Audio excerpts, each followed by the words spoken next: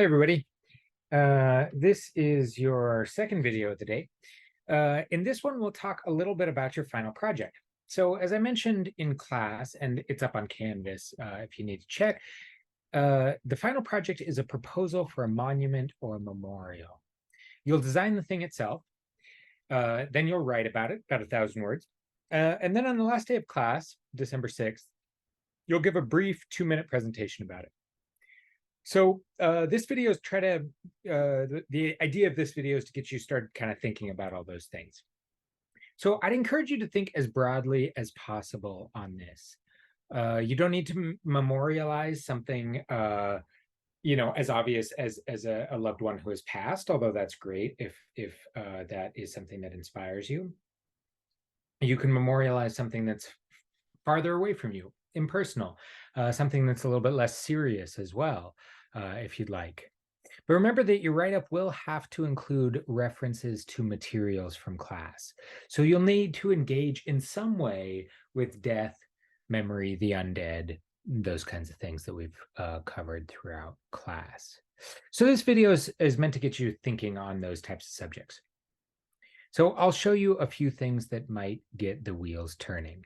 So first of all, first couple of things I wanted to show you are previous projects from the last time that I taught this class. The first one comes from a student who designed her memorial on a computer program here. And the memorial here is a monument to the victims of nuclear war. And so she's thought through all of the design elements here, including the plants that are populating here, particularly sunflowers on the one side have a tendency to be among the early plants to grow in nuclear fallout zones. The 12 feet depth of the pool was also significant for her, as was the 6-foot edge of the walkway above the water. So she's, as you can see, kind of thought through all the elements here, given a visual representation. And then in her write-up, she talked or she wrote her way through each one of these elements and described kind of in detail how they work. So that's kind of on the serious side of things. Obviously, nuclear wars is a serious thing. But a lot of the projects went kind of the other direction. So we had, for instance, this memorial to zombified teenagers brought to you by all the social media companies there, written out on the bottom left. And so in this student's presentation, or in this student's write-up, he talked about how social media and smartphones and the availability of technology has turned teenagers into a zombified version of themselves, thinking through the zombie as this monster that we have seen that interrogates the sort of edge of our humanity. What does it mean to be human? What are the possible ways in which our humanity might be taken away from us? And he came up with this memorial, which is actually going to be an ad campaign you can sort of de-zombify teenagers, and that sort of thing can work as well. So those two examples are just two of the examples that previous students have done. Other people have done, there was a great one who designed a memorial to the Civil War in Sri Lanka, where she was from. So she had gone to the U.S. Holocaust Memorial Museum and had seen some of the ways in which that museum used its architecture and storytelling techniques to kind of bring a new generation of visitors through the trauma of those events. And she employed some of that in her design for that museum. Other people did other things, including a memorial to people who had died throughout the Avengers Marvel movies. So you can also memorialize fictional characters. That you're more than welcome to do that. Really think as broadly as you can. And if you have any questions about whether or not this would fit, please just let me know. I'm more than happy to talk through. A kernel of an idea might, with conversation, turn into something really great. So don't be shy. No ideas are bad ideas. Love to hear about anything, even if you think it's a little too wild. Okay, so those are the ideas from previous students. Next, I wanted to talk about something that maybe some of you guys have heard of, which is called the ghost dance. The ghost dance, which started in 1890, is a Native American protest dance that came out of the Paiute tribe in northern Nevada in 1889. One of the members of that tribe, by the name of Wawoka, had a prophecy that this particular dance, which was based on a round dance that some of the other tribes in the area had been doing, could have the power to raise the dead and recruit the dead on the side of the Native Americans and stop white settler Western expansion. And so this dance, which was practiced by a bunch of the Western tribes, here you have the Oglala Lakota tribe performing it in this illustration. This is not a photograph from 1890. As a way to protest increasing Western expansion. There's even one of these sort of very early videos that the Smithsonian Institute has on file is of this dance. Let me see if I can pull that up for you guys. Okay. So you can see this dance being performed here as well. The video quality is obviously not great. It was taken in 1894. This is a video of the Sioux tribe in the Dakotas.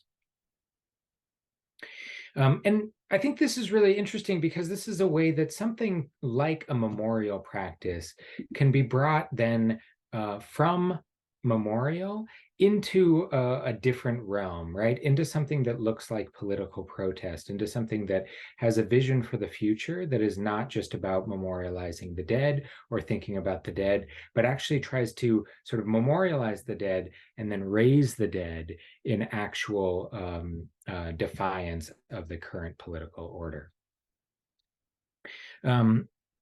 Okay. So that's the second thing that I wanted to look at there. The next is something that is maybe a little bit more directly obvious. And this is something that we're going to look at next week when we go down to the National Mall on our fourth and final field trip. And this is the Vietnam Veterans Memorial, which is actually called the Vietnam National Memorial. It was completed in 1982. And it's run by the National Park Service. It's on the National Mall. You might have seen it. Looks like this, right? Consists of these two walls, each 200 feet long here, that gradually cut into the ground. And at its deepest point, the memorial is 10 feet below the ground. The walls are made of this polished black granite and have the names of all those Americans who died in the Vietnam War engraved. It's just the names alone, without military rank or any other marks of status. And the names are arranged in chronological order according to the date of the death of the individuals. So here's a view of the memorial from ground level. And you can see how this memorial takes you slightly downward into that joint right here that is its deepest point. This is 10 feet below the ground here. And then as you walk up the other side, you kind of emerge back into the upper world there. This memorial was designed by Maya Lin. Let's see, here she is, a 21-year-old architecture student at Yale at the time. She was taking a class called Funereal Architecture, which asked her to design a memorial as a class project. So she had a class project much like yours. And she was, not much older than you guys as well. This is her original design that she's holding here.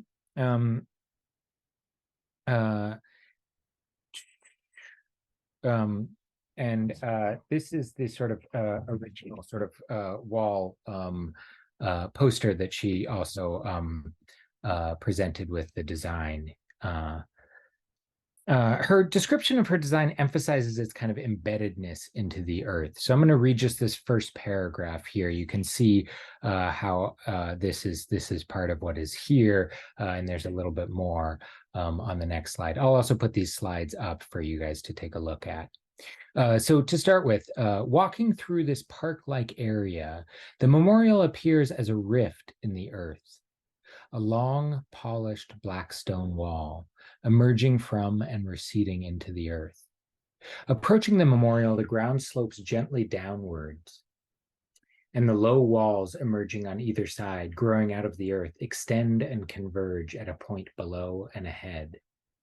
Walking into this grassy site, contained by the walls of the memorial, we can barely make out the carved names on the memorial's walls. These names, seemingly infinite in number, convey the sense of overwhelming numbers while unifying these individuals into a whole. So if you guys already watched the first video from today, you can kind of see this individuality and then unifying into wholeness also playing a big role into this monument here. If we go down to the bottom of this second paragraph of her description here, we can see that last sentence, or sorry, second to last sentence. As we turn to leave, we see these walls stretching into the distance, directing us to the Washington Monument to the left and the Lincoln Memorial to the right, thus bringing the Vietnam Memorial into an historical context. So she designs it so that each one of the walls are facing these two monuments, which are sort of pillars of the nation, as we've talked about. And she finishes by saying, "We, the living, are brought to a concrete realization of these deaths." So I think what is really interesting about this is how she designs it in these very simple sort of illustrations here. The sort of skill of her illustration is something that I think everybody, in this class could possibly render. But the evocative power of this sort of abstract shapes really comes out in her writing about it. And I think that's really brilliant. She entered it into this competition, for the design here, along with 1,400 other entrants, including the entry of her architecture professor, and she won. So her design was chosen, and the memorial was opened less than 10 years later. It was a little bit controversial when it opened. It lacked the sort of grandiose patriotic imagery of many other war memorials, and it went down into the ground rather than rising up.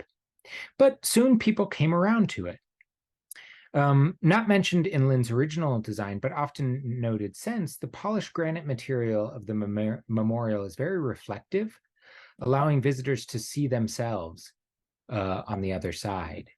So you can see these two guys who look like veterans here pointing out a name of somebody they probably knew who was lost, but you can also see that they're reflected in the monument itself. So they kind of join this list of the dead as they process the monument themselves before then ascending out of the monument back into the land of the living. And by showing you a little short video of Maya Lin talking about this project here, because I think it's actually quite moving and quite interesting.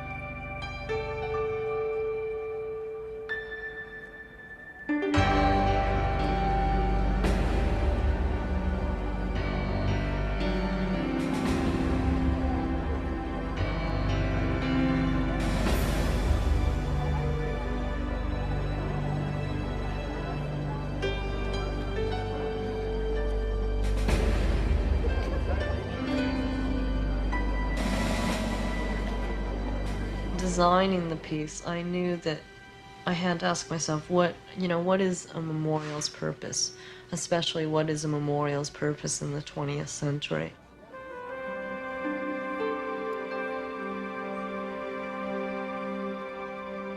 And all I was saying in this piece is the cost of war is these individuals, and we have to remember them first.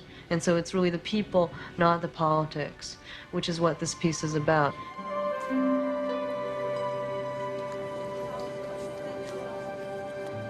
Because it's only when you accept the pain, it's only when you accept the death, can you then come away from it?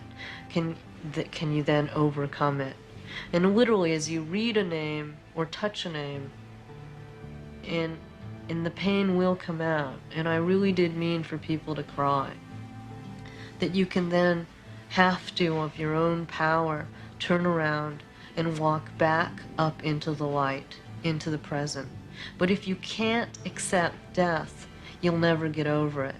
So what the memorial is about honesty, which is also what the civil rights piece is about. You have to accept and admit that this pain has occurred in order for it to be healed, in order for it to be cathartic.